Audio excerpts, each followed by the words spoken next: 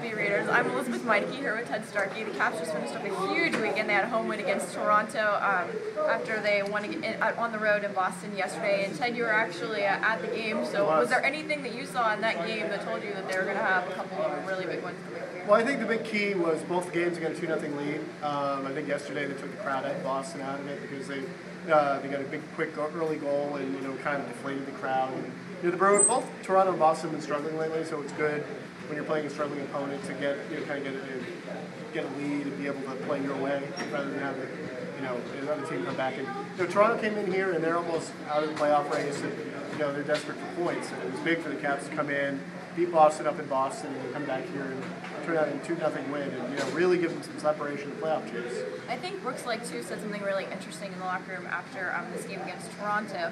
He said that he feels that the team's kind of starting to find his identity, which was a huge question for much of the season. Big question mark there.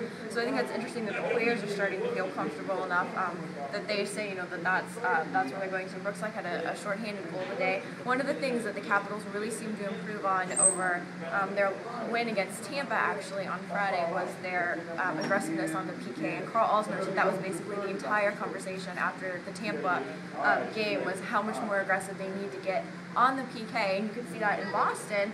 They didn't give up any PK goals, and then Brooks went ahead and had the shorthanded goal today on that. So you can also see that kind of improvement making and them getting their confidence back on that as well. And you also saw the power play in Boston. That Blake's goal up in Boston was it was a good, good steady power play where they got a chance. They got some chances on Tim Thomas and were able to get a big goal.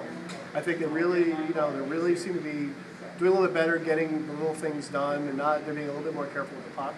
And with a 4-point lead down on Buffalo and Winnipeg, they can kind of get a little bit of breathing room because obviously with a 5-game road trip, it's going to be a little difficult to keep up this pace. But they're in better shape than some of the teams that are chasing them right now. Well, Hunter keeps on saying that they're playing playoff hockey, which is true. I actually think that they're tending to need a lot more traffic in front of the net compared to how they did earlier this season. Brooks says he thinks that they can get more.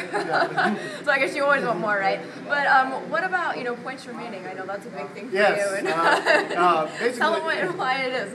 Well, just because it kind of combines the games remaining and the points you have. Right now, Washington is 102.